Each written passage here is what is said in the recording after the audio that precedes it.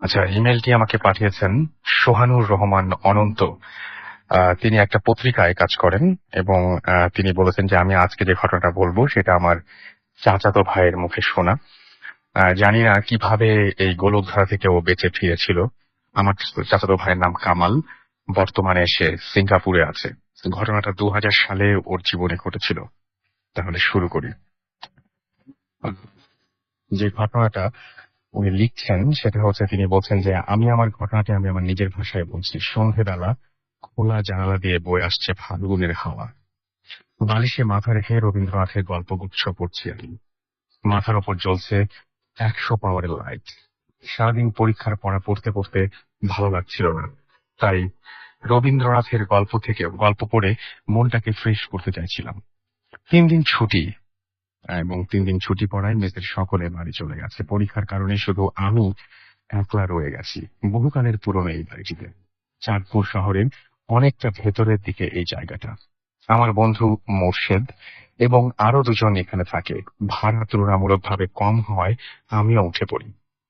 এই 3 তলা বাড়িটিতে আজ আমি ছাড়া আর কেউ নেই। একজন দারোয়ান আছে গেটের কাছে, থাকবে রাত 8টা পর্যন্ত। তারপর প্রধান ফটক বন্ধ করে আমাকেই থাকতে হবে এই আলো ছায়ায় ভরা বাড়িটিতে।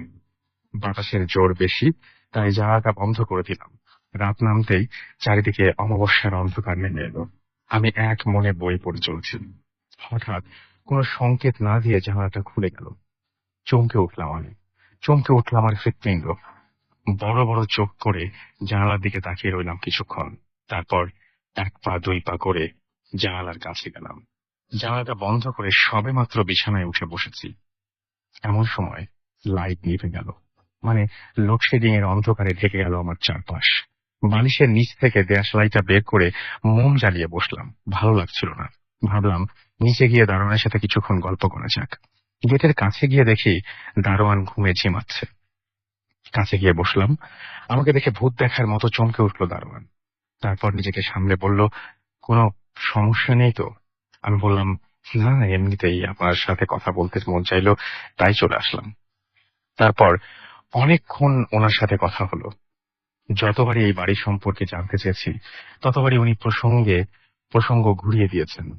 তবে এটুকু জানতে পারলাম উনি আজ 15 বছর ধরে এই বাড়িটি দেখাশোনা করছেন। রাতে কখনোই থাকেননি এই বাড়িতে। এর মধ্যে অনেকে এখানে এসেছে, কেউ বেশি দিন থাকতে পারেনি। এমনকি এই বাড়িতে মারাও গেছে অনেকে।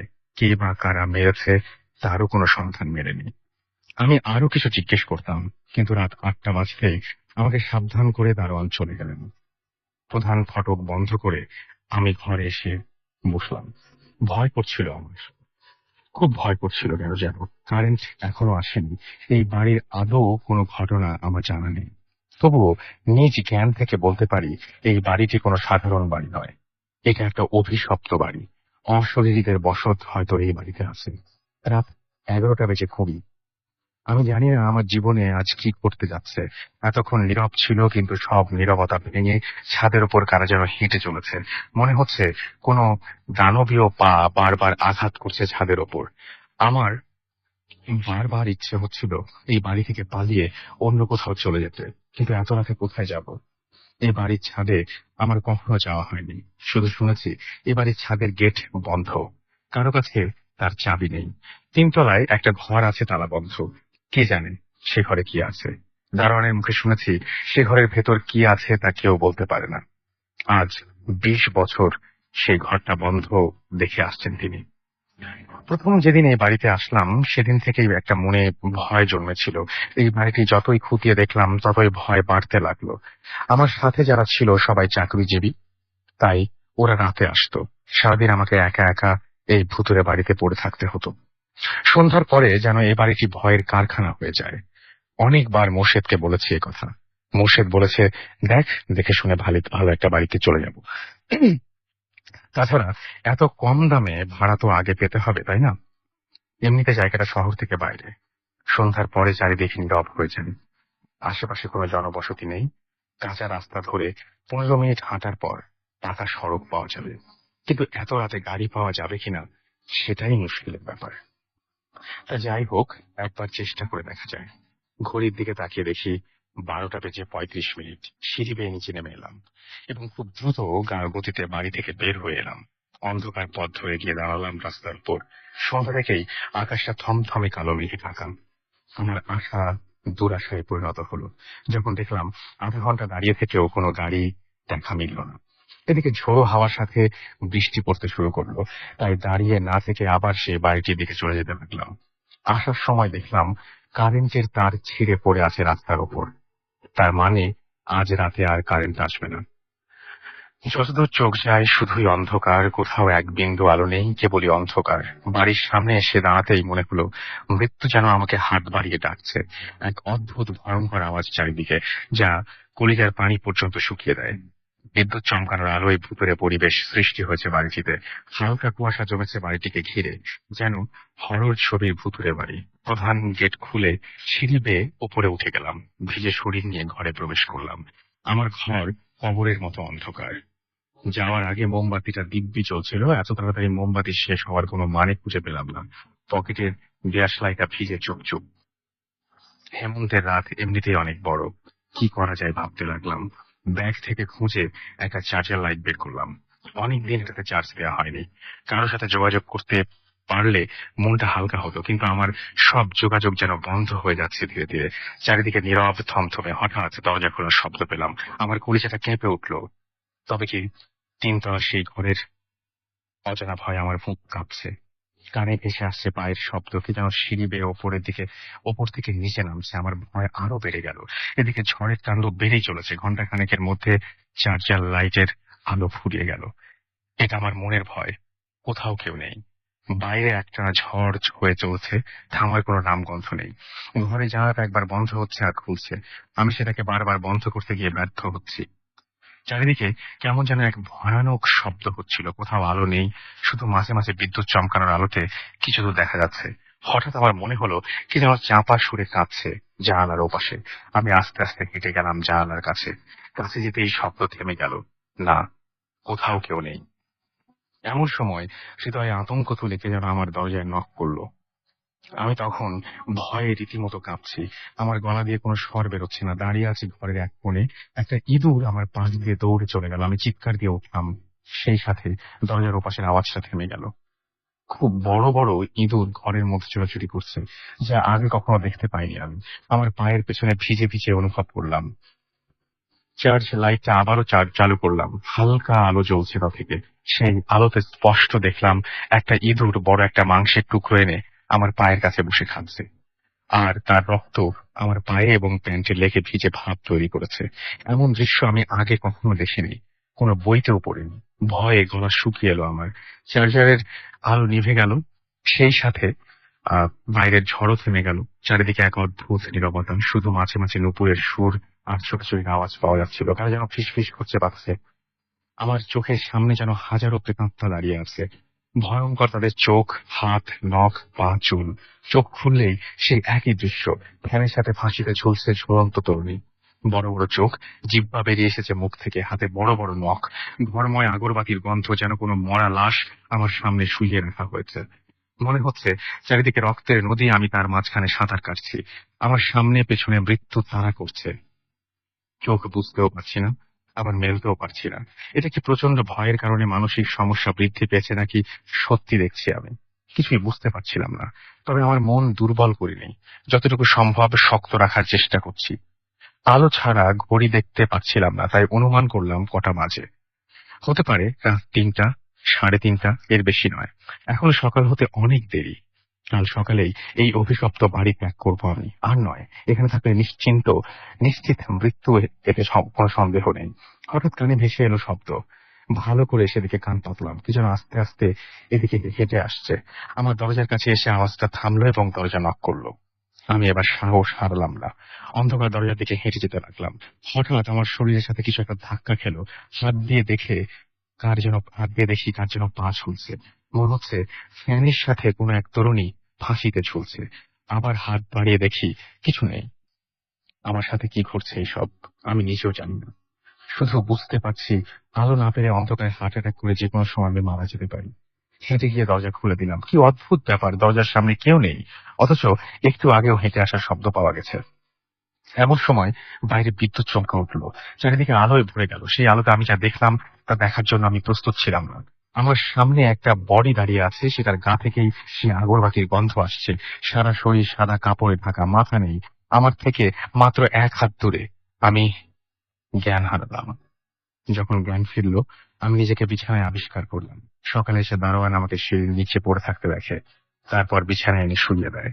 গতকাল রাতের কথা মনে পড়তেই আতঙ্কে আবারও শিউরে উঠি। দুপুরে দুপুর নাগাদ সেই বাড়ি ত্যাগ করি। আর কোনোদিন সেই বাড়ির মুখ হইনি। মেস মেম্বাররা আমার কথা শুনে আর সেই বাড়ি যায়নি। তার কয়েকদিন পরই জানতে পারলাম বাড়ির দারোয়ান চাচা মারা গেছেন। বাড়ির ভেতরেই তাকে মৃত অবস্থায় পাওয়া যায়। এখন সেই বাড়িতে কেউ থাকে না। এটাই লিখেছেন সোহানুর রহমান অনন্ত, শনির আখড়া, ঢাকা থেকে। এই ঘটনাটা আমি আপনাদের পড়ে শোনালাম। আশা করছি আপনারা সবাই এনজয় করেছেন। আমারও অনেক বেশি ভালো লেগেছিল, সেই জন্য আপনাদের শোনালাম। আমরা চলে যাব আমাদের প্রথম অতিথির কাছে এবং তার কাছ থেকে আমরা তার ঘটনা শুনবো। আপনার নামটা একটু বলুন প্লিজ। হ্যালো লিসেনার্স, আমি সাকিব। আমি একটা প্রাইভেট ইউনিভার্সিটিতে ফ্যাশন ডিজাইনের লেখাপড়া করছি। আমি আসছি মহাখালী থেকে। ওকে, তো আমরা সরাসরি ঘটনায় চলে যাই, রাইট? আচ্ছা, ঠিক আছে। আমি এখন যে ঘটনাটা বলবো এটা 2011 সালের মার্চের 11 তারিখের দিকে ঘটনা। এটা আমার নিজের সাথে ঘটে যাওয়া একটা ঘটনা। তো আমি একটা কল সেন্টারে জব করতাম। তো আমি বাসায় ফিরতে ফিরতে রাত্র 8টা কি 8:30 বেজে গেছে। তো বেজে যাওয়ার পর আমার শরীরটা ওই দিন টায়ার্ড ছিল। টায়ার্ড থাকাতে আমি আমার গার্লফ্রেন্ড সুমিকে বললাম যে তুমি আজকে আমাকে আর কল দিও না, আমার শরীরটা একটু দুর্বল লাগছে, তো আমি ঘুমিয়ে যাবো আজকে তাড়াতাড়ি। তো সে আমাকে তার সাথে কথা বলে দেন আমি ওকে কথা কথা বলে আমি ফোনটা রেখে দিলাম। দেওয়ার পর আমি শুলাম। তো ওদিন আবার জাপানি সুনামিটা হয়েছিল। তো আমি ওটার খবরটা নেওয়ার জন্য আমি রেডিওটা অন করি। অন করে রেডিওটা শুনতে শুনতে আমি হঠাৎ করে কোন সময় যে শুয়ে যাই বা ঘুম আসে পড়ে চোখে, আমি ঠিক বলতে পারি না। তো হঠাৎ করে যখন আমার ঘুমটা ভাঙে তখন আমি দেখতে পাই যে আমার ঘড়িতে প্রায় 12:30 কি 1টা বাজে। তো হেডফোনটা কানে লাগানো ছিল, সেই বিধায় মনে হয় আমার ঘুমটা ভেঙে গেছে। তো দেন আমি উঠে ঘুম থেকে উঠে মোবাইলটা দেখি যে চার্জ নেই। তো চার্জে লাগানোর জন্য আমি মোবাইলটা যখন চার্জে লাগালাম, দেখি যে আমি অটোমেটিকলি আমার মোবাইলের কালারটা চেঞ্জ হচ্ছে এবং মোবাইলের রং এবং নাম সেগুলো চেঞ্জ হচ্ছে অটোমেটিক। সেই ক্ষেত্রে আমি দেখলাম, আমি ভাবলাম যে মনে হয় ঘুম থেকে উঠছি তো হ্যালুসিনেশন হচ্ছে, তো হতেই পারে, স্বাভাবিক। তো আমি এটাকে পাত্তা না দিয়ে দেন আমি বললাম যে ঠিক আছে, তো শুয়ে গেলাম। ঠিক 5 থেকে 10 মিনিট পর আমার গার্লফ্রেন্ড সুমি এসে আমাকে আবার কল দিল। কল দেওয়ার পর আমি জিজ্ঞাসা করলাম যে এত রাতে তুমি কেন কল দিচ্ছ। সে একটু কথা বলে রাখা ভালো রাসেল ভাই, যে আমার গার্লফ্রেন্ডের বাসা এবং আমার বাসা প্রায় পাশাপাশি বাসা, মানে এক বিল্ডিং আর ও বিল্ডিং। তো ও থাকে ফার্স্ট ফ্লোরে আর আমি থাকি গ্রাউন্ড ফ্লোরে। তো ও আমাকে ফোন করে বললো যে একটু জানালাটা ওপেন করো, ওপেন করে দেখো যে পশু হসপিটালের ভিতরে কার যে জানাজা হচ্ছে। আমি বললাম যে এত রাত্র 1টা 1:30 বাজে, হয়তোবা কোনো মুরব্বী মানুষ মারা গেছে, সেই ক্ষেত্রে তাড়াতাড়ি লাশটা দাফন করার জন্য রাত্রেবেলায় জানাজা দিয়ে দিচ্ছে। তো সে বললো যে দেখো না তুমি একটু ওই জানালাটা ওপেন করে। তো আমি জানালাটা ওপেন করলাম। ওপেন করার পর দেখি যে কয়েকজন মুরব্বী লোক, আহ মুরব্বী লোক বলতে 8-10 জন পাঞ্জাবি পরা লোক, সে লোক দ্বারাও জানাজা দিচ্ছে আর কি। তো আমি বললাম যে এসব জানাজা দিয়ে দেখে তো লাভ নেই, শুয়ে যাও, কারণ জানাজা হতেই পারে, মানে কোনো একটা মুরব্বী লোক মারা গেছে, সেই ক্ষেত্রে জানাজা হচ্ছে আর কি, জানাজা হচ্ছে, দাফন করে দিবে। তো সেক্ষেত্রে আমি ওকে বলে, আর সে বলছে যে আমার ভয় লাগছে। যে আমি ভয় লাগার তো কারণ নেই, কারণ মানুষ একদিন সবাইকে মরতে হবে, এটাতে ভয় পাওয়ার কিছু নেই। তো এই বলে চলে আমি ফোনটা রেখে দিয়ে আমি শুয়ে যাই। তো ঘুমটা আসলে আসলে আমার ঠিকভাবে হচ্ছে না, মানে একটু পর পরই ঘুমটা ভেঙে যাচ্ছে। তো ভেঙে যাওয়ার পর আমি হঠাৎ করে একবার 4টার দিকে উঠি, ওঠার পর আমার আবার ঘুমটা চোখটা লাগে। তো লাগার পর 6টার দিকে আমার আবার ঘুমটা ভেঙে যায়। ভেঙে যাওয়ার পর আমি চিন্তা করলাম যে আমার একটা ওই সময় আমার একটা বদ অভ্যাস ছিল যে আমি খালি পেটে সিগারেট খেতাম। তো ওটা আমি চিন্তা করলাম যে একটা সিগারেট ধরাই, তো ধরাই দেখি যে আমি প্যাকেটের ভিতর আমার সিগারেট নেই। চিন্তা করলাম 6টা বাজে দোকান খোলা পাওয়া যাবে। আমি উঠলাম, উঠে দেখি যে আমাদের বাড়িওয়ালা আঙ্কেল পানি তোলার জন্য উনি উঠছে। আমি জিজ্ঞাসা করলাম যে আঙ্কেল, কালকে রাত্রে যে পশু হসপিটালের কার যে জানাজা হলো আপনি কি কিছু জানেন? কয়, না আমরা তো দেখি না, আর আমি এত রাতে সজাগ করছিলাম না। তাই ভাবলাম যে উনি নাও জানতে পারে, এটা কোনো ম্যাটার না। তো দেন আমি বেরিয়ে গেলাম, আমার বাসায় গলি থেকে বেরিয়ে একটা দোকান আছে। তো আমি এই দোকানে গিয়ে দেখি যে দোকানের শাটার বন্ধ, মানে দোকানটা এখনো খোলেনি। আমি একটু হাঁটতে হাঁটতে পশু হসপিটালের সামনে কিছু চা দোকান আছে ছোট ছোট। তো ওই চা দোকানগুলো সকালবেলা নর্মালি খুলে, কারণটা হচ্ছে যে সকালবেলা উঠে ওরা চা পানি টানি জাল টাল দেয়। দেওয়ার পর ওনারা দোকানটা সকালে, তো আমি ওখান থেকে সিগারেট নিলাম আর 1 কাপ চা আমি ওইখানে খেলাম। তো খাওয়ার পর দেখি যে পশু হসপিটালের গেটের সামনে একটা আনসার দাঁড়িয়ে আছে। তো ওকে আমি জিজ্ঞাসা করলাম যে মামা, কালকে রাতে যে এখানে জানাজা হলো এত রাতে, কি কোনো মুরব্বী লোক মারা গেছিল না অন্য কি? কো বললো যে মামা, আমি তো কালকে সারা রাত্রে এখানে ডিউটি করতেছি, আমি তো কারো জানাজা হতে আমি দেখিনি। আমি ভাবলাম যে ও মনে হয় দেখে নাই, বা ও ঘুমায় টুমায় ছিল, বা হয়তো বা উনি দেখে নাই, বা উনি ছিল না, সে বলে নাই। তা আমি বাসায় আসলাম, এসে আমি একটা জিনিস নোটিস করলাম যে আমার বাসাটা হচ্ছে গ্রাউন্ড ফ্লোরে। আর পশু হসপিটাল যে বাউন্ডারিটা, এই বাউন্ডারিটা আমার প্রায় জানালাটার উপরের যে পার্টটা, এই পার্টটা ছুঁই ছুঁই অবস্থা।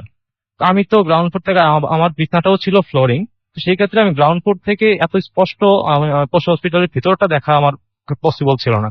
আমি হঠাৎ করে একটা জিনিস চিন্তা করলাম, আসলে তো জিনিসটা কি হলো, আমি তো এখন তো নর্মালি ভিতরটা দেখতে পাচ্ছি না। ওই সময় যে আমি স্পষ্ট লাশটা সহ দেখলাম, আর মুরব্বী যে 8-10 জন লোক সবাই যে পাঞ্জাবি পরা ছিল, আমি ওই জিনিসটা ওই সময় লক্ষ্য করিনি, বাট এরপর আমার খেয়াল হয়েছে যে সবাই তো পাঞ্জাবি পরা ছিল। সবাই তো পাঞ্জাবি পরে, কেউ তো নর্মালি শার্ট পরেও থাকতে পারতো।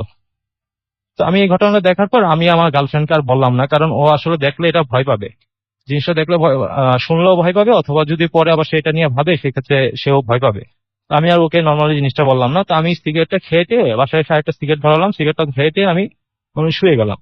তো শুয়ে যাওয়ার পর রাসেল ভাই, ঠিক 9টার দিকে আমার একটা ফোন আসে আননোন নাম্বার থেকে। ফোনটা আসার পর আমি দেখি যে আননোন নাম্বার। তো আমি ফোনটা রিসিভ করে দেখেছি আমার গ্রামের বাড়ির এলাকার এক ছোট ভাই, সে আমাকে ফোন দিছে। তো আমার বললো যে আমি বললাম যে কে, সে আমাকে ওর পরিচয়টা দিল। তারপর আমি বললাম যে কি ভাইয়া, তো সকালবেলা তুমি কল দিছো, তো ভাই আপনি কি কোনো খবর জানেন? আমি তো কোনো খবর জানি না। হ্যাঁ, আপনার বাবা তো মোটরসাইকেল অ্যাক্সিডেন্ট করছে, তো আপনি কি কোনো খবর জানেন এটা? না, তো আমি তো এসব জানি না। এরপরে শুনলাম যে রাসেল ভাই, আমার বাবা ওই দিন মোটরসাইকেল অ্যাক্সিডেন্টে মারা যায়। আসলে এই ছিল আমার ঘটনা। আসলে আমি এটা কি কোনো প্যারানর্মাল ঘটনা বা নর্মাল কোনো ঘটনা, সেটা আমি এখনো ব্যাখ্যা খুঁজে পাইনি। কারণ আমি এটা আগের দিন এই জিনিসটা দেখছি, দেখার পর আমার এই দুঃসংবাদটা আসছে, আমার বাবার মৃত্যুর খবরটা। মানে আপনি যে রাত্রে আপনি দেখলেন যে কিছু মানুষ জড়ো হয়ে একটা জানাজা পড়ছে, তারপরের দিনই আপনি জানতে হ্যাঁ, পারলেন যে পরের দিন সকালবেলায়, হ্যাঁ, আপনার বাবা এটা মারা থেকে গেছেন। মারা গেছে। মারা গেছেন এবং আপনি একদম স্পষ্ট দেখেছিলেন যে হ্যাঁ, জানাজা স্পষ্ট পড়ছে। শুধু আমি দেখিনি, আমার গার্লফ্রেন্ড যে সুমি, সেও দেখছে। সে স্পষ্ট, সে আমাকে প্রথম দেখার পরে সে আমাকে ইনফর্ম করছে যে এখানে একটা জানাজা হচ্ছে, তুমি একটু জানালাটা ওপেন করে দেখো। তো আমি ওর সঙ্গে প্রথমে জিনিসটা পাত্তা দিই, আমি ভাবছি মনে হয় ও কি না কি দেখছে। তো আমি আবার বললাম যে না, দেখি কি হচ্ছে। তো আমি ওকে বোঝানোর চেষ্টা করছি যে আসলে হয়তো বা কোনো একটা মুরব্বী মানুষ হুম। মারা গেছে। তারপরে যখন আমি পশু হসপিটালের সামনে গিয়ে গেটে দারোয়ানকে জিজ্ঞাসা করার পর আমি আসলে জিনিসটা কনফার্ম হয়ে গেছি যে আসলে আমি যেটা দেখছি এটা জানা জানা। আচ্ছা, ঠিক আছে। ওকে। তো এই ছিল আপনার ঘটনা। ওকে, থ্যাংক ইউ সো মাচ। চলে যাচ্ছি আমাদের সেকেন্ড যে গেস্ট রয়েছেন তার কাছে। আপনার নামটা একটু প্লিজ বলবেন। আমার নাম আবু রায়হান আল মামুন। ওকে। আমি একটি বেসরকারি প্রতিষ্ঠানে চাকরি করছি জি। ঢাকায়।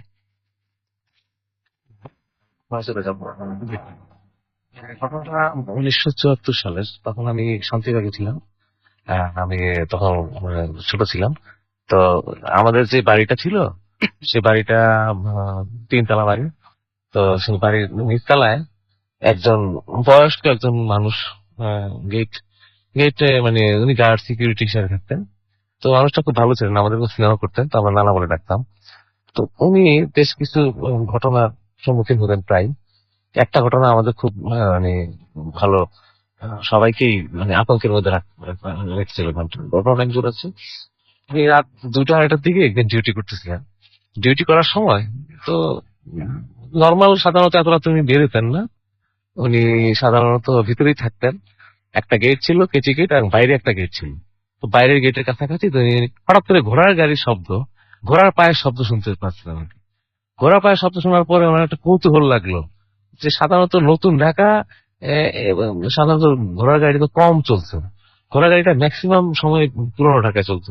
তখনকার দিনে তো এটা প্রশ্নই আসে না। যাই হোক, তো উনি গেটটা খুলে বাইরে আসলে দাঁড়ালেন। দাঁড়ানোর পর দেখলেন যে মালিবাগ মোড়ের দিক থেকে ঘোড়ার গাড়িটা আসছে।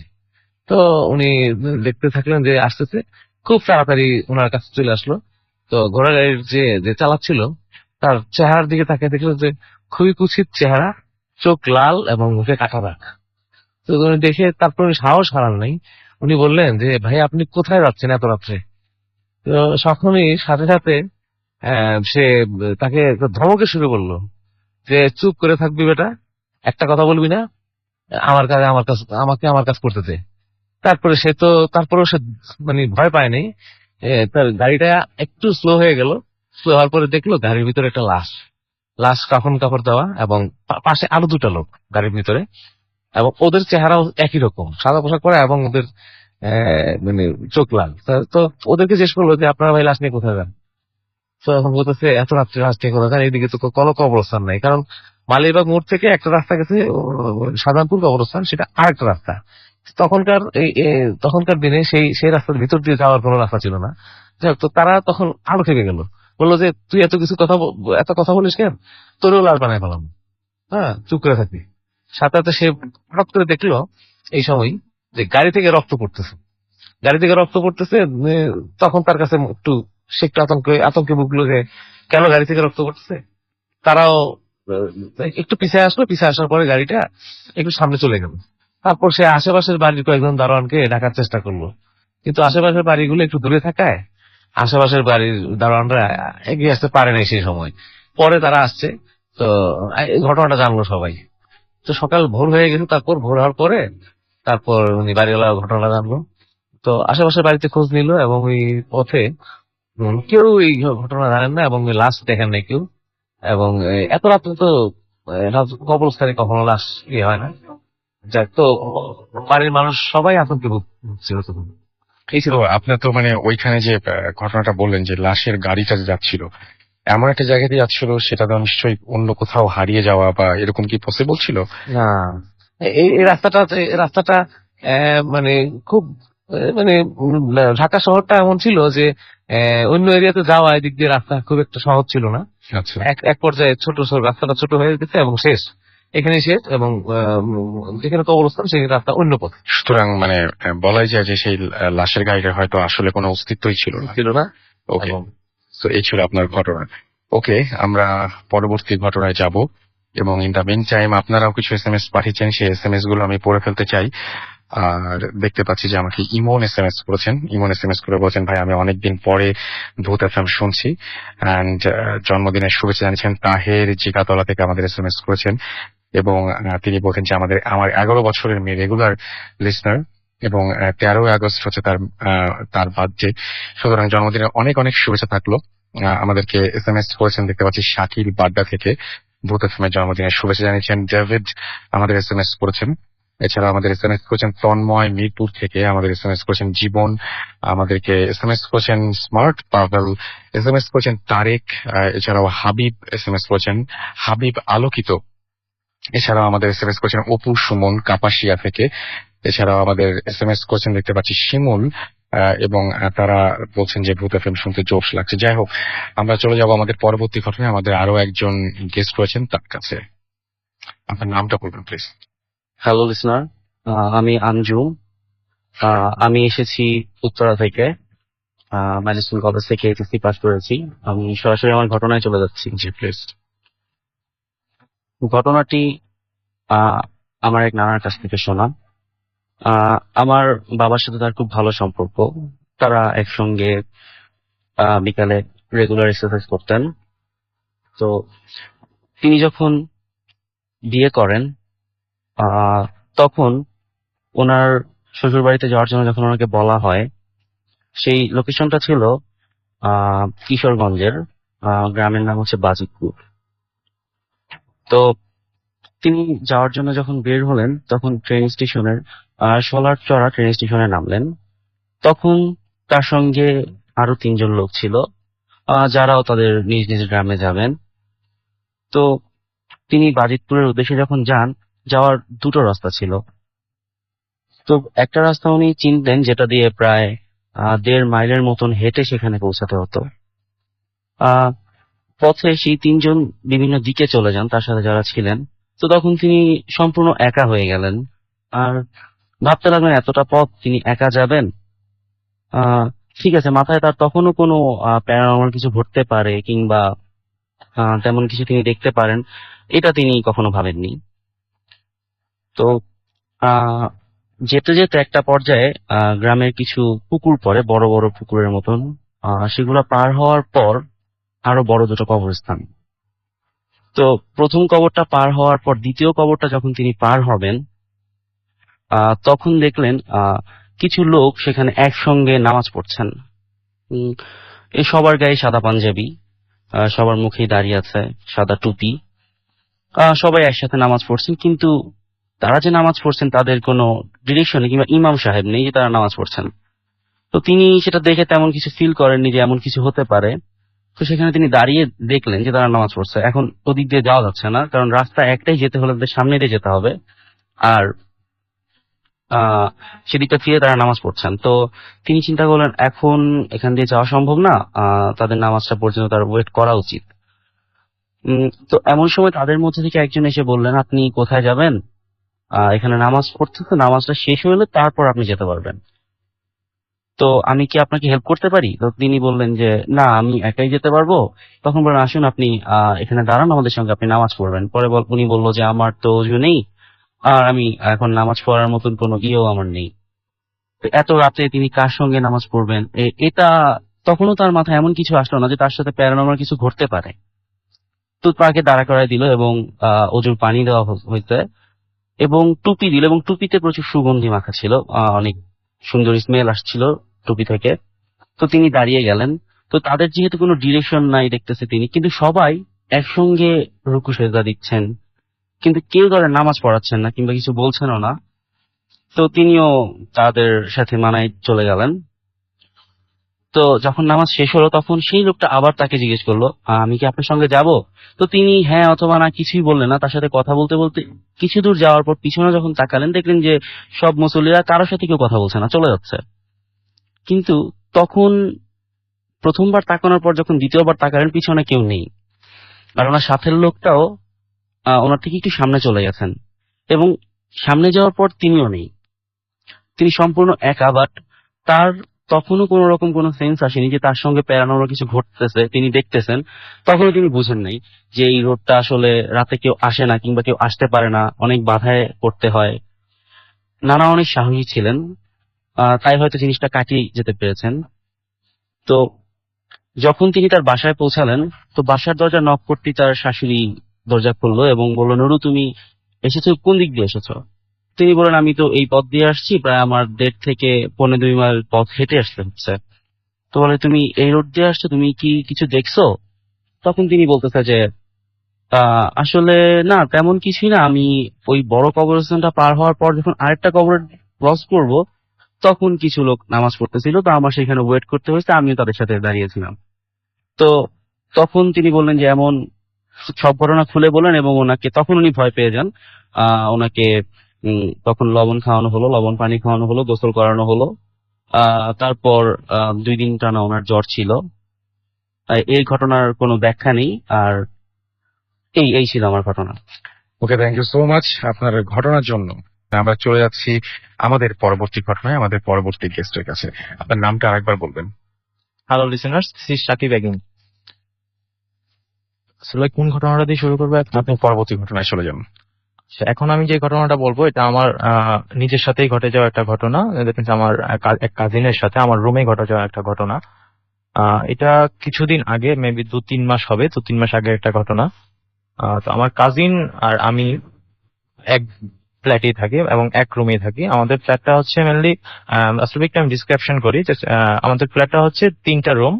2 রুমে, এক রুমে থাকে আমার কাজিন আর আমি, আরেক রুমে থাকে আমার এক বড় ভাই লিটন ভাই, আর আমার এক ফ্রেন্ড শিপন।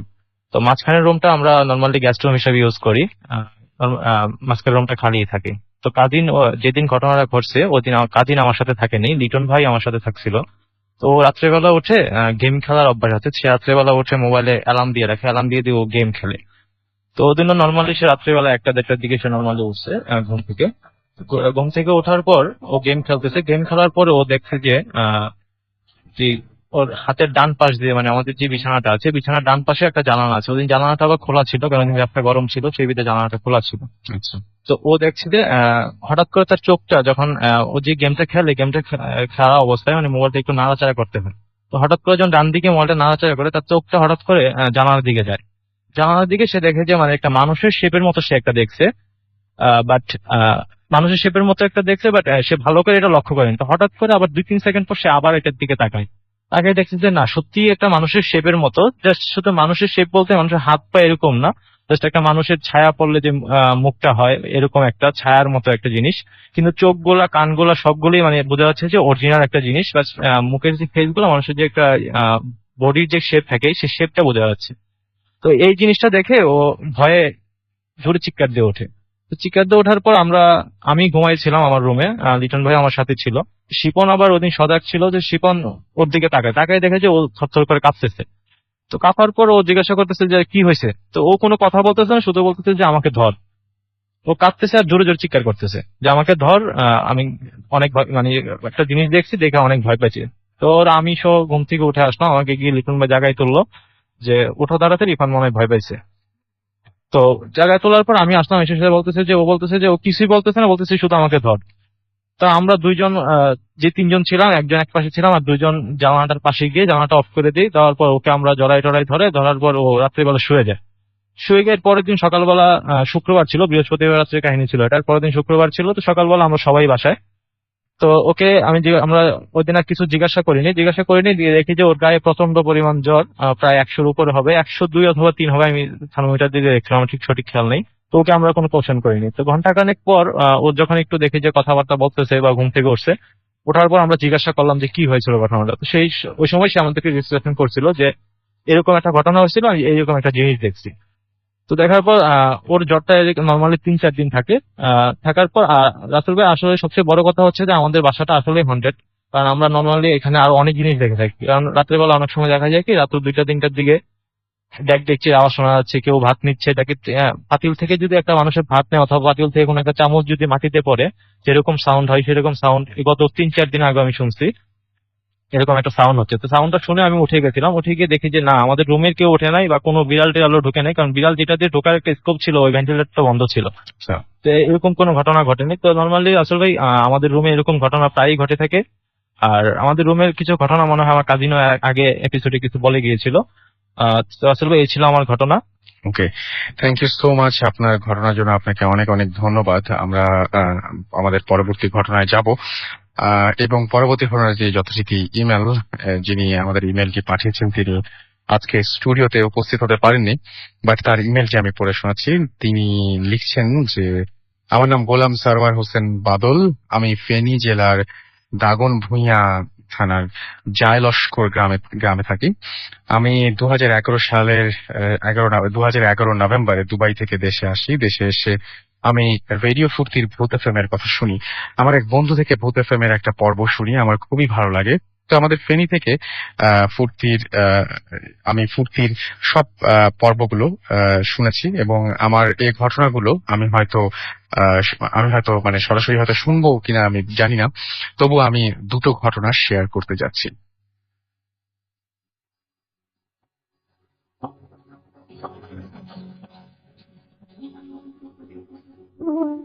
আমার মেজ আপুকে বিয়ে দেওয়া হয় এক মাদ্রাসা বাড়িতে। ওই বাড়িতে বড় একটা মাদ্রাসা আছে বলে এ বাড়ির নামকরণ করা হয় মাদ্রাসা বাড়ি। তো আমার বোনকে যখন বিয়ে দেওয়া হয় তখন তার শ্বশুর জীবিত ছিলেন না, শুধুমাত্র শাশুড়ি ছিলেন। আমি তখন ক্লাস 5-এ। কাহিনীটা আমার খালাম্মা, অর্থাৎ বোনের শাশুড়িকে নিয়ে। তিনি সবসময় 5 ওয়াক্ত নামাজ পড়তেন। খালাম্মা আমার আপুর কাছে থাকতেন। তখন আমার আপু ছিল একা। আমার দুলাভাই থাকতেন সৌদি আরব। আমার আপুর ঘরের পেছনে ছিল টিউবওয়েল। সবাই সেখানে রান্না বান্না, নামাজের অজু বানানো ইত্যাদি কাজে ব্যবহার করতেন। তো একদিন ফজরের সময় আজান হয় যখন, তখন নামাজ আদায় করার জন্য ওঠেন। তিনি ঘরের পেছনের দরজা দিয়ে টিউবওয়েলের দিকে রওনা দিলেন। তখন তিনি দেখতে পান কিছু সাদা কাপড় পরা লোক টিউবওয়েলের সামনে দাঁড়িয়ে আছে। তখন তিনি খুব ভয় পেয়ে যান। তখন তিনি গলায় কাশি দেওয়ার শব্দ করলে মুহূর্তেই এই সমস্ত লোকগুলো গায়েব হয়ে যায়। গায়েব হয়ে যাওয়ার কয়েক মুহূর্ত আগে তার গালে থাপ্পড় দেওয়ার মতো লাগে এবং তিনি সেখানে অজ্ঞান হয়ে যান। তারপর আমার আপু কিছু পড়ে যাওয়ার শব্দ পান এবং মুহূর্তেই বাইরে বেরিয়ে আসেন। দেখেন তার শাশুড়ি মাটিতে পড়ে আছেন। তখন তার ছেলেদেরকে ডেকে ঘরে নিয়ে যান এবং প্রায় 3 কি 5 ঘন্টা পর তার হুঁশ আসে। তিনি জানান যে তার দৃষ্টিশক্তি হারিয়েছেন তিনি, এবং তিনি কিচ্ছু দেখতে পাচ্ছেন না। তিনি অন্ধত্ব বরণ করেছেন এবং অন্ধ হওয়ার 1 বছরের মাথায় তিনি মারা যান। মারা যাওয়ার আগে তিনি তার এই ঘটনাটি সবাইকে বলেন। আপুর শাশুড়ি মারা যাওয়ার পর প্রায় আপু স্বপ্নে তার শাশুড়িকে দেখতেন। এবং আরো একটা জিনিস এখনো দেখেন যে টিউবওয়েলের পাশে একটা গর্তে একটা টাকার পাতিল আছে এবং পাতিল উঠে আসছে এবং সেটা নেয়ার জন্য পাতিলটা একটা মানে ওখান থেকে একটা মানে একটা আওয়াজ বা কিছু একটা হচ্ছে। তাদের মাদ্রাসার হুজুরকে ব্যাপারটা জানানো হয়, হুজুর পরামর্শ দেন যেন আপু এই বিষয়টি এড়িয়ে চলেন। মাঝে মাঝে এখনো আপু তার শাশুড়িকে স্বপ্নে দেখেন। এই ছিল ঘটনা, কিন্তু মানে ঘটনাটা খুবই ছোট এবং সবচেয়ে বড় কথা যে আপনার জীবনেও যদি এরকম কোনো ঘটনা ঘটে থাকে হঠাৎ করে, তাহলে বুঝতে পারবেন যে ব্যাপারটা কত উইয়ার্ড, যে হঠাৎ করে একটা শব্দ অনুসরণ করে আপনি বাইরে বেরিয়ে গিয়ে যদি দেখেন যে সত্যি কিছু আছে। অনেক সময় তো এরকম হয় যে আপনার দরজায় নক হচ্ছে, বাট আপনি সেটাকে খুব একটা বেশি পাত্তা দিচ্ছেন না, যে এরকম হতেই পারে, বাতাসের কারণে হতে পারে, এত রাস্তায় আর কি আসবে। বা মাঝে মাঝে এরকম মনের ভুল হয়, কিন্তু কোনোদিন যদি হঠাৎ করে আপনার ইচ্ছে হয় যে উঠে গিয়ে দেখি দরজার ওপাশে কেউ আছে কিনা, বা নিচে যে শব্দগুলো হচ্ছে সেই শব্দ যেগুলো আসছে, প্রতিদিনই তো দেখি যে আসলে শব্দ কেউ করে না, এবং এটা হয়তো মনের ভুল, ওখান থেকে শব্দ আসবে কিভাবে। আহ, কিন্তু একদিন যদি হঠাৎ করে দেখে ফেলেন ছাদে প্রতিদিন ধুম ধুম শব্দ হয়, কখনো গিয়ে দেখা হয় না, বা গিয়ে দেখেছেন হয়তো সবাই মিলে, কিন্তু কোনোদিন সেরকম উল্টাপাল্টা কিছু দেখতে পারেনি, কিন্তু কোনো একদিন হঠাৎ করে গিয়ে যদি দেখে ফেলেন যে সত্যি কেউ শব্দ করার মতো আছে, তাহলে কেমন লাগবে। এবার চলে যাচ্ছি আমাদের পরবর্তী গেস্টের কাছে, এবং আপনার নামটা একটু বলবেন প্লিজ। হাই রিয়েল স্যার, আমি যাবি। আমার ঘটনাটা হচ্ছে আমার একটা ফ্রেন্ডের সাথে ঘটে, মানে ফ্রেন্ডের কাকির সাথে ঘটে যাওয়া একটা ঘটনা। ওর নাম হচ্ছে প্রবীর পাল। তার বাসাটা হচ্ছে কালীহাতি থানার এখানে। তো উনি ওনার বাসাটা ছিল কালীহাতির এখানে। তো উনি মানে ওর একটা কাকি ছিল। তো ওনার পাল বংশের লোক ছিল, মাটির হাঁড়ি পাতিল বানাতেন। তো বেসিক্যালি মাটির হাঁড়ি পাতিল বানানোর জন্য নদীতে বেসিক্যালি যেতেন। তো এখানে নদীতে আপনার ইয়া ছিল, আঠালা মাটি যেগুলো ছিল এগুলো কালেক্ট করে পরে হাঁড়ি পাতিল বানানো হতো। তো এই সময় সন্ধ্যাবেলা আর কি কাজটা সবাই শেষ করার পর মাটি আনার জন্য সবাই যায়। তো ওই মহিলাটা ছিলেন মানে প্রবীর পালের যে কাকি ছিলেন, উনি ছিলেন আর কি প্রেগনেন্ট ছিলেন। তো প্রেগনেন্ট থাকার কারণে তার একটু যেতে লেট হয়ে যায়। তো তারপর যেতে যেতে তারপর মাটি টাটি খোলা হয়। আর ওইখানে একটা শ্মশান ছিল, মানে চিতা খোলা, যেটা হিন্দুরা মাটি মানে পোড়া দেয় আর কি। আম, তো ওইখানে মানে সন্ধ্যা হয়ে গেছে। তারপর মাটি তুলছে ওর কাকি। তোলার পরে আহ তোলার পরে মানে সবাই ওর যখন মানে সবাই উঠে গেছে অলরেডি, তখন আর কি ওর কাকির একটু উঠতে লেট হয়ে গেছে। ওঠার পরে যখন বাসায় ফিরে আসবে তখন পিছনে ব্যাক করে মানে চিতা খোলার এখানে দেখে একটা ছেলে বসে মানে বসে আছে, ছোট একটা বাচ্চা। ছোট একটা অনেক ছোট বাচ্চা বসে আছে। তো তারপরে এখানে তার একটু মনে বললো যে ছোট বাচ্চা একটা বসে আছে, তো আমি একটু দেখে আসি যে কে। তারা হয়তো আমাদের বাসার এখানে থাকবে, তো দেখে আসি। তারপরে কাছে গেছেন, যাওয়ার পর বাচ্চাটা বলতেছে যে আচ্ছা তোমার বাসা করে তুমি এখানে বসে আছো, মানে তোমার বাবা মা কোথায় গেছে। তারপর বলতেছে যে মানে ছেলেটা কিছু বলে না, ছোট ছেলে হাসতেছে, শুধু গোল করে হাসতেছে। তারপর বললো যে আচ্ছা তোমার বাবা মা কোন দিকে গেছে, বলো তোমার বাবা মা নিয়ে যাই। তারপর বাচ্চাটা শুধু হাসে আর আঙ্গুল দিয়ে ইশারা করে এদিকে। তারপর এদিকে অনেক ঘোরাঘুরি করার পর সন্ধ্যা হয়ে যায়, অনেকক্ষণ ঘুরতেছে মহিলাটা। তারপর ঘুরতে ঘুরতে এক সময় আহ পাচ্ছে না। তারপর মহিলাটা একটু একটু রাগান্বিত হয়ে বললো যে তোমার বাবা মা কোথায়, মানে তারপর একটু চাকে মাটিতে নামিয়ে দেয়, একটু জোরে মানে রাগ করে একটু যেভাবে নামায় এভাবে নামিয়ে দেয়। তো নামিয়ে দেওয়ার পর বাচ্চাটা একটু তাও হাসছে। তারপরে যখন মহিলাটা বলছে আচ্ছা ঠিক আছে তুমি থাকো, তোমার বাবা মা আসলে তোমাকে নিয়ে যাবে। তো তারপরে এখান থেকে মহিলাটা চলে আসতে থাকে। তো পিছনে যখন ব্যাক করে তখন মানে পিছনে একবার তাকায় দেখ ছেলেটি কি করে। তো তাকানোর সময় দেখে ছেলেটা আস্তে আস্তে মানে মাটির সাথে ভ্যানিশ হয়ে যাচ্ছে। তো ভ্যানিশ হয়ে যাচ্ছে এটা দেখে মহিলাটা পুরাটাই সেন্সলেস হয়ে যায়, এখানে পড়ে যায়। তারপর এভাবে মানে পড়ে যায় সন্ধ্যার সময়। তার স্বামী তার হাজবেন্ড যে সে আবার মাটির হাড়ি পাতিল বিক্রি করতো মানে হাটে। তো ওখানে হাট বসেছিল, হাটের বেচাকেনা শেষ হয়ে সে বাড়ি আসতেছিল ওই পথটা ধরে। তখন মহিলাকে দেখে যে প্রেগনেন্ট অবস্থা, মানে এখানে পড়ে আছে। তো তার পড়ে থাকার কারণে তাকে বাসায় নিয়ে যায় এবং নিয়ে যাওয়ার পর বলে যে কি হয়েছিল। তারপর মহিলাটি সবাইকে বলে। বলার পর তারপরে 1 বছর পর মানে যখন তার মানে প্রেগনেন্ট মানে বাচ্চা হবে, তখন বাচ্চাটা মরা বাচ্চা হয়। তারপর এরপর মানে এটাই আর কি ঘটনা ছিল। তবে ওকে, থ্যাংক ইউ সো মাচ আপনার ঘটনার জন্য। যাই হোক, আমরা চলে যাচ্ছি আবারও পরবর্তী ঘটনায়। আমাদের আরো একজন গেস্ট রয়েছেন, তার কাছে আপনার নামটা একটু বলবো। হ্যাঁ, হ্যালো লিসেনার্স, আমার নাম আবু রায়হান আল মামুন। পরবর্তী ঘটনা যাচ্ছি। এই ঘটনাটা আমাদের কুমিল্লা জেলার আমার আব্বার স্কুল লাইফের ঘটনাটা। তো ঘটনাটা হচ্ছে আমাদের গ্রামেরই একটা ছেলে, পাশের একটু গ্রামে বিয়ে করেছিল। তো বিয়ের পর সে বেড়াতে গিয়েছিল তার শ্বশুর বাড়িতে। তো রাত হয়ে যাওয়ায় তো তার শ্বশুর শাশুড়ি পিড়াপিড়ি করলো যে বাবা থেকে যাও, এর এত রাত হয়ে যাও না, সমস্যা হতে পারে। এবং তার সাথেও তো একজন লোক ছিল, তার দুটি ভাই, তার বাড়ির একজন কাজের মানুষ, এদেরকে নিয়ে। তো সে যাওয়ার কারণ হচ্ছে তার অফিস বা কোনো একটা কাজ ছিল, সেজন্য সে তাড়াহুড়া করছিল। পরে সবার তার অনেক পিড়াপিড়িতে সবাই রাজি হলো, ঠিক আছে। তো রাত একটু তখনকার দিনে রাত্রিতে বের হলো। বের হওয়ার পর তারা বেশি দূর ছিল না, গ্রামের রাস্তা হলো 3 কিলো, হেঁটে যাওয়া সম্ভব তখনকার দিনে, তেমন যানবাহন ছিল। তো তারা বের হওয়ার কিছুক্ষণের মধ্যেই 10-15 মিনিটের মধ্যেই মানে ঘটনাটা হলো যে একটা হাতি আসলো। এই এলাকায় হাতি তো সম্ভাবনাই নেই, কারণ লালমাই পাহাড় বহুদূর। হাতিটা এসে ডান দিক দিয়ে পাশ কেটে চলে গেল। তারপর যে বাড়ির যে মুরব্বী কাজের মানুষ, সে বললো, ভাই আমার কাছে তো ব্যাপারটা ভালো ঠেকলো না, চলেন আমরা ফিরে যাই, কারণ রাত্রিবেলা এইভাবে যাওয়াটা ঠিক হবে না, বিপদ হতে পারে। তখন সে জামাই বলল যে ভাই, আমি এসব বিশ্বাস করি না, এসব জিন ভূতে কোনো বিশ্বাস করি না।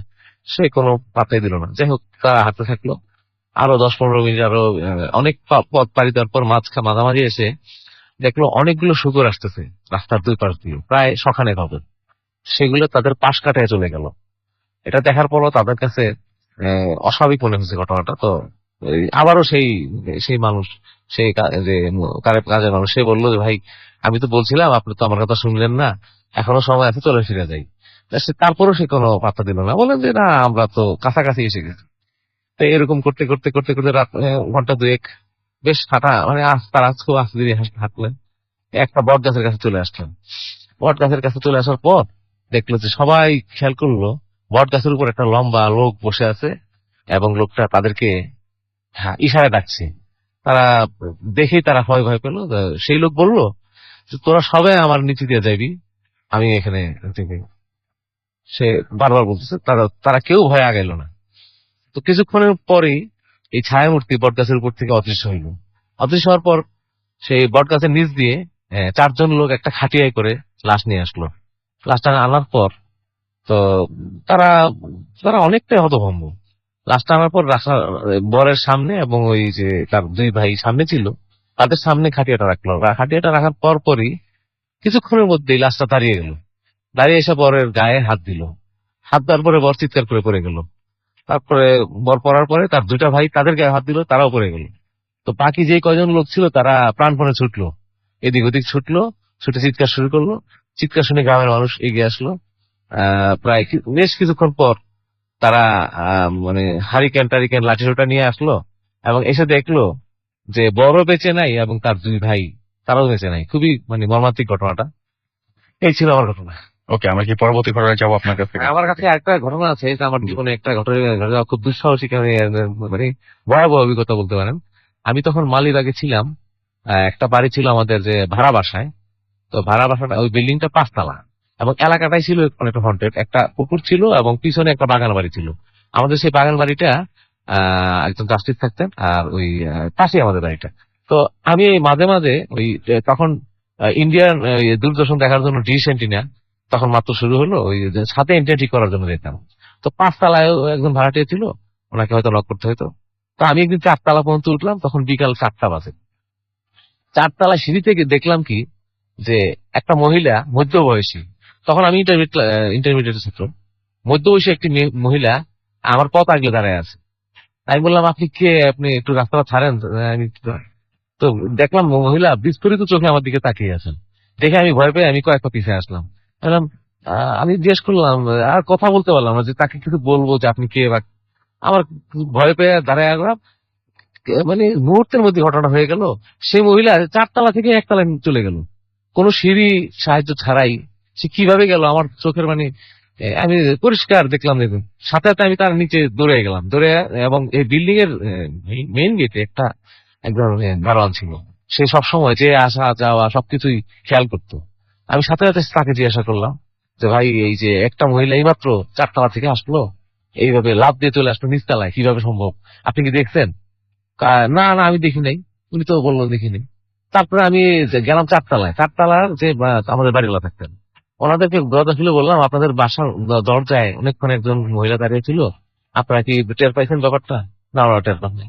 তো যাই হোক, এই ঘটনাটা আমি বুঝতে পারলাম প্যারানরমাল ঘটনা ছিল।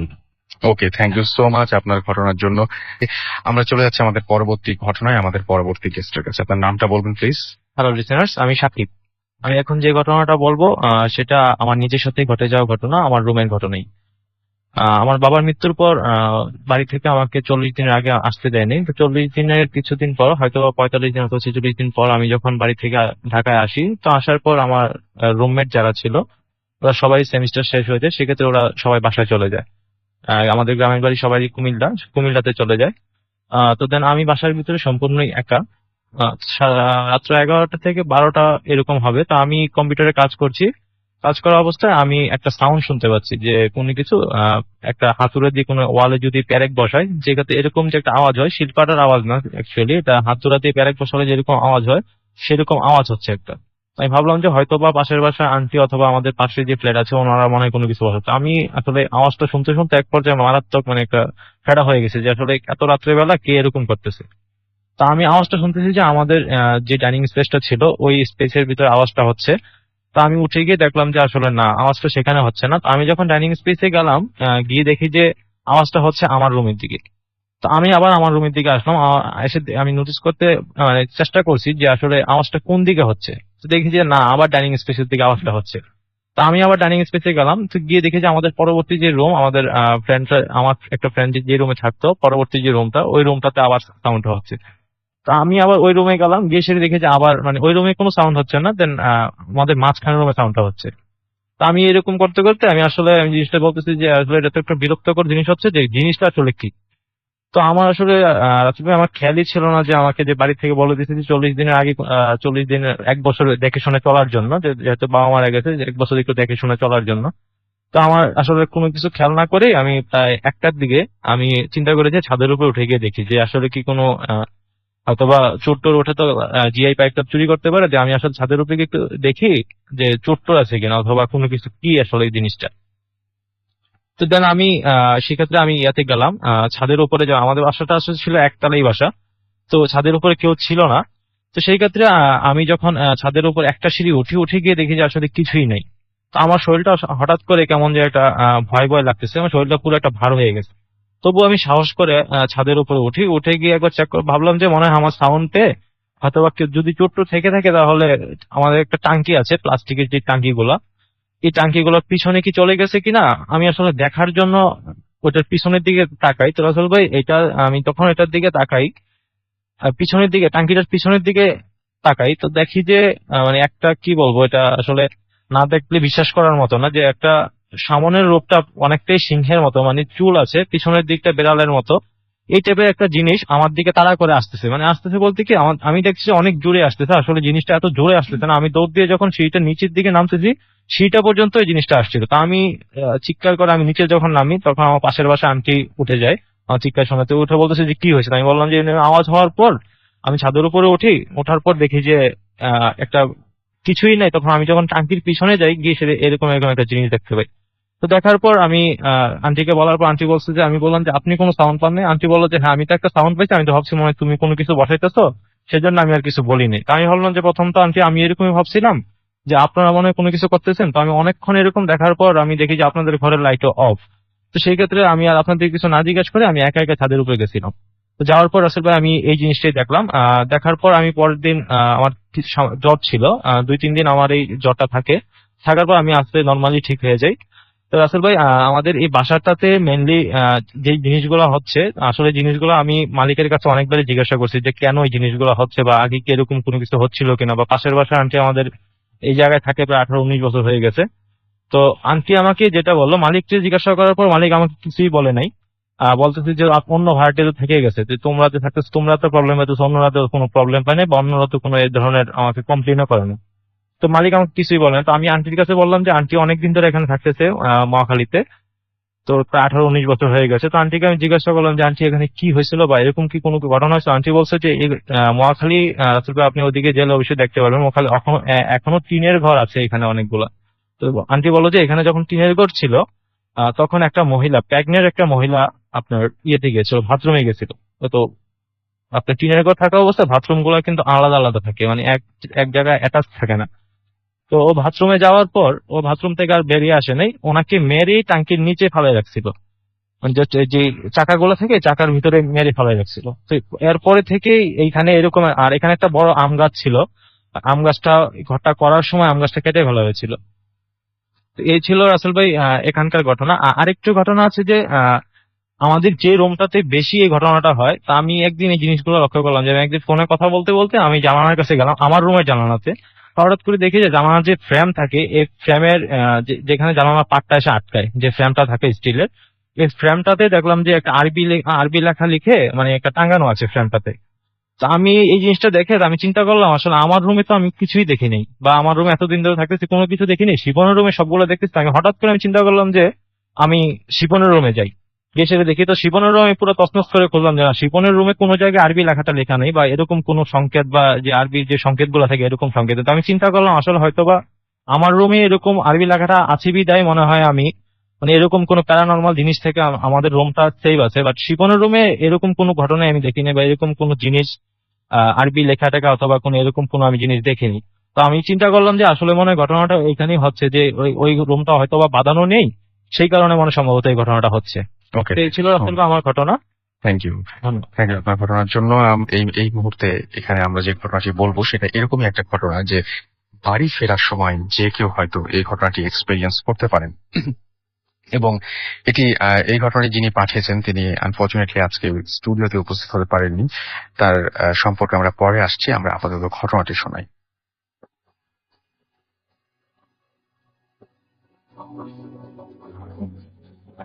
প্রিয় রাতেল ভাই, আশা করি ভালো আছেন।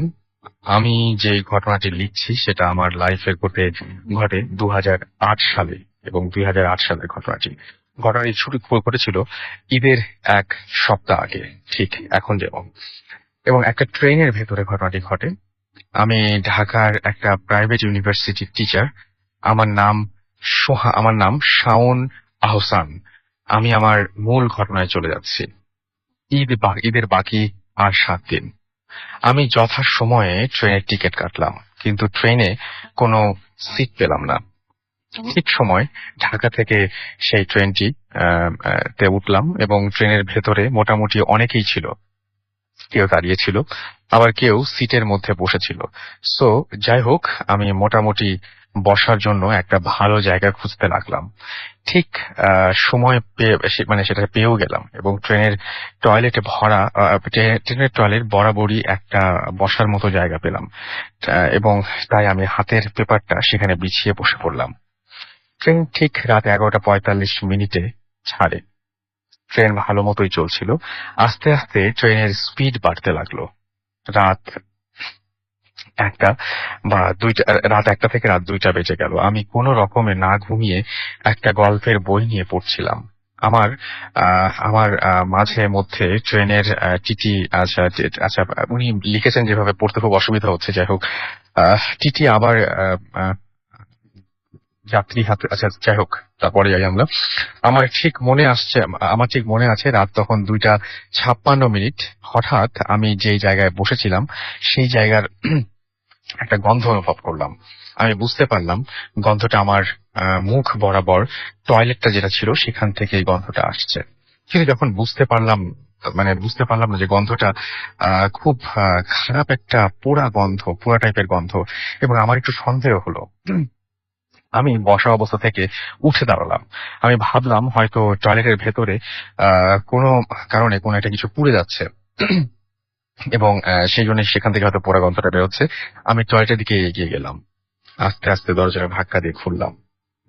ভেতরে তাকিয়ে আমি খুব অবাক হলাম।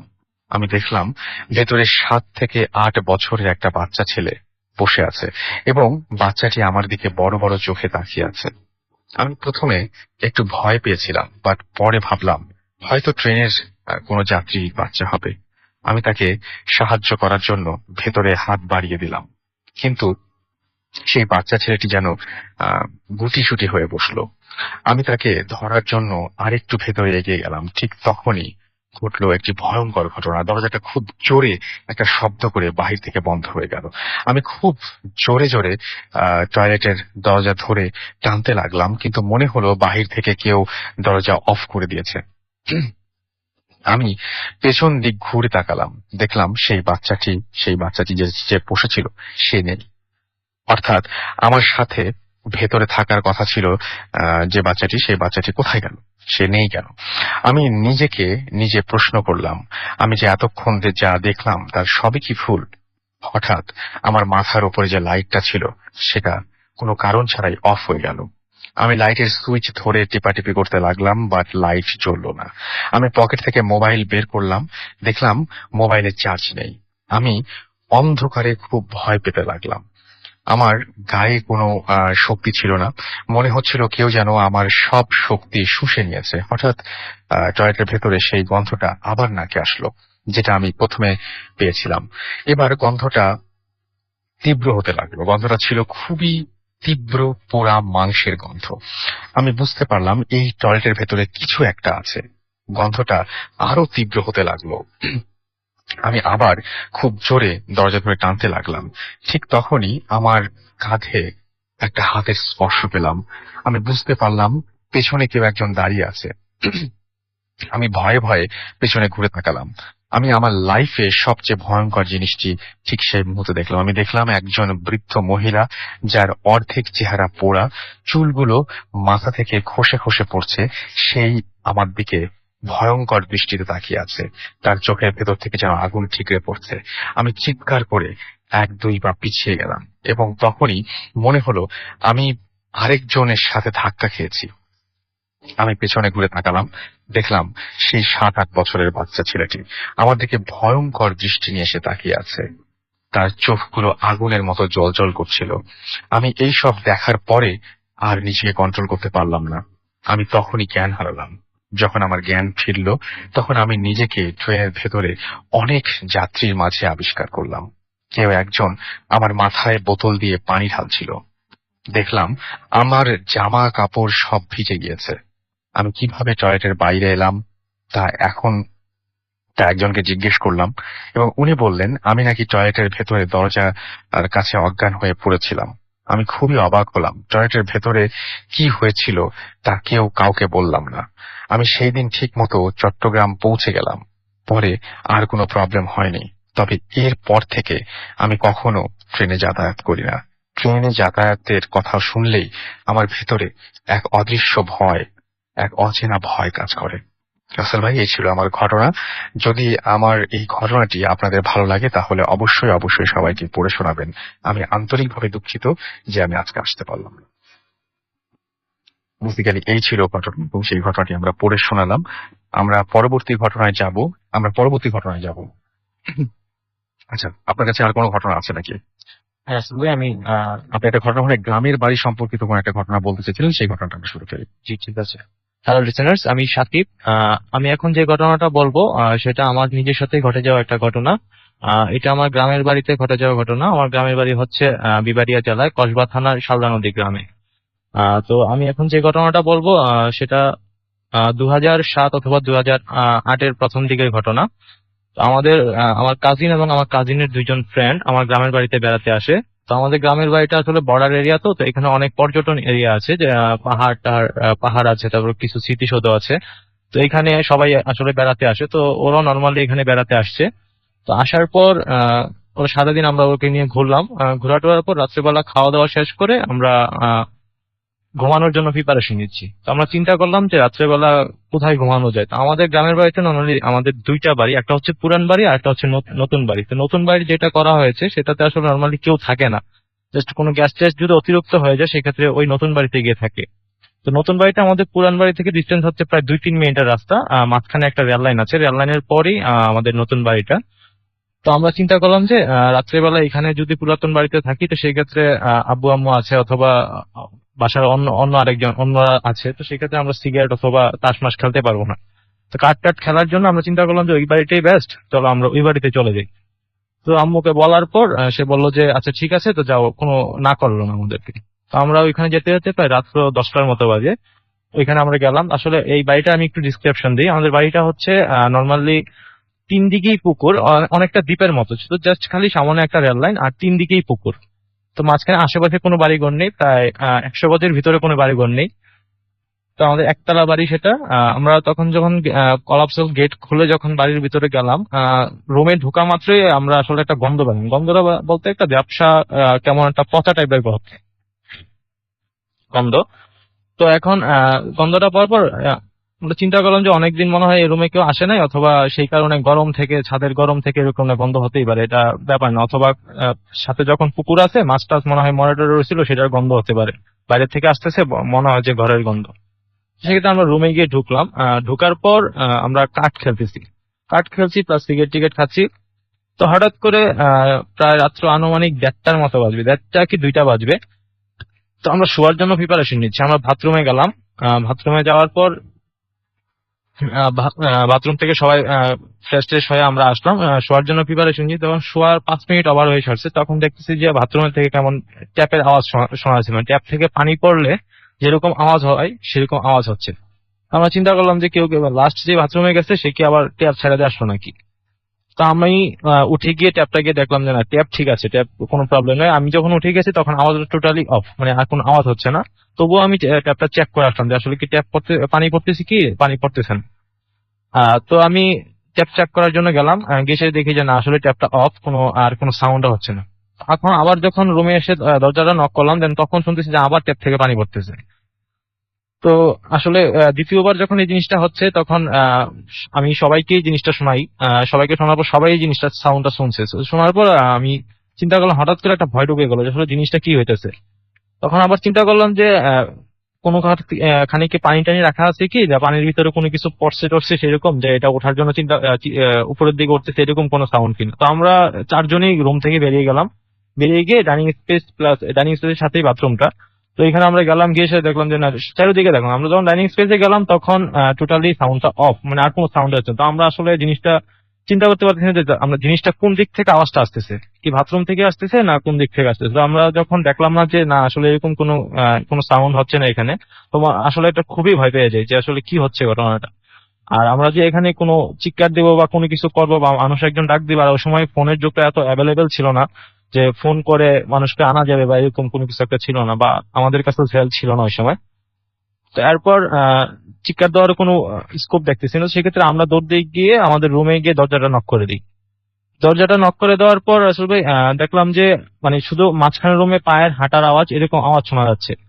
তো এক পর্যায়ে আবার দেখি যে পানির সে সাউন্ডটা শোনা যাচ্ছে, মানে শুনতে শুনতে পুরো ফেড আপ হয়ে গেলাম। ফেড আপ হয়ে আমি আমার কাজিন দুজনে বের হলাম রুম থেকে, যে আসলে কি জিনিসটা, যদি জিনিসটা না ক্লিয়ার হওয়া যায় তাহলে বোঝা যাবে যে জিনিসটা কি। তখন আমরা যখন রুম থেকে বের হলাম, বের হয়ে গিয়ে দেখি যে জাস্ট আমরা রুম থেকে দরজাটা খোলার সাথে সাথে অন্য রুমগুলো লাইট গুলো অফ ছিল, আমাদের রুমের লাইট গুলো জ্বালানো ছিল। তো দরজাটা অন করার সাথে সাথে যখন আমরা ডাইনিং স্পেসে গেলাম, দেখি যে একটা ছায়ার মতো বাথরুম থেকে অন্য একটা রুমের দিকে যাচ্ছে। তো আমরা চিন্তা করলাম যে হয়তোবা আমরা যে রুমটা থেকে বেরিয়ে আসছি এর মতো লাইটটা জ্বলতেছে, যে আমার কাজিন আমার পর পর বেরিয়ে আসছে না, আমি ভাবছি যে ওর ছায়াটা মনে হয় এখানে এসে পড়ছে। তো সেটা রিফ্লেকশন হয়েছে, সেজন্য মনে হয় যে এই ছায়াটা দেখা যাচ্ছে। তো আমরা ওইটাকে বেশি একটা গুরুত্ব দিলাম না, ওইটাকে আমরা ধরলাম না যে আসলে না, এটা কিছুই ছিল না। তো সেক্ষেত্রে আমি গেলাম বাথরুমে।